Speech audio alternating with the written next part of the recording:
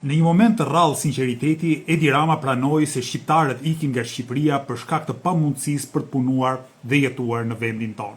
Shqipëria 2030 do të bëhet vendi ku ikja do të jetë thjesht zgjedhje individuale, jo imponim nga pamundësia për të qëndruar dhe punuar këtu. Është ironike që këtë gjë e thot shkaktari kryesor i vështirësive që i shtyn shqiptarët drejt emigrimit.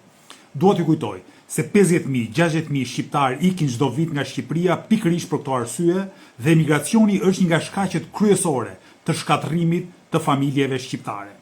Nga ana tjetër, Edi Rama është përgjegjësi kryesor për korrupsionin e gjithanshëm dhe kapjen e shtetit që i kushton buxhetit shtetit shqiptar mbi 1 miliard euro dëm çdo vit. Në drejtimin e Edi Ramës, Shqipëria është një ndër vendet me paga dhe pensionet më të ulëta në Evropë, e po ashtu me një sistem shëndetësor dhe arsimor që degradon vit mbas viti. Po, çfarë do të bëj për 5 vjet ai që në 12-13 vitet e fundit ka bërë ç'është e mundur që t'i varfrojë shqiptarët dhe t'i përzër nga dheu i tyre?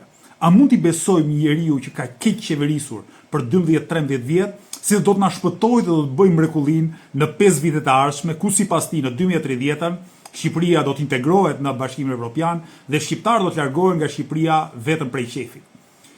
Me këtë pohim, Edi Rama reflekton përveç hipokrizisë dhe mashtrimit dhe ignorancën e vet. Sepse edhe sikur Shqipëria të antarësohet në Bashkimin Evropian në vitin 2030, kjo nuk do të thotë se shqiptarët nuk do të ikin më nga Shqipëria ose do të ikin vetëm si turist, vetëm nga qefi.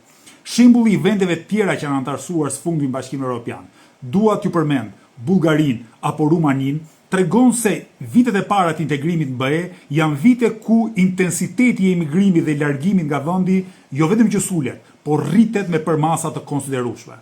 Prandaj, ne nuk duhet harxojmë asnjë sekond për t'i besuar këtij sharlatani politik dhe këtij keqbërësi që përmes politikave të veta vetë se i ka varfruar dhe përzën shqiptarët nga dheu i tyre dhe ka pasuruar veten, ministrat, kryetarët e bashkive dhe një grusht oligarkësh rreth e përqar këtij.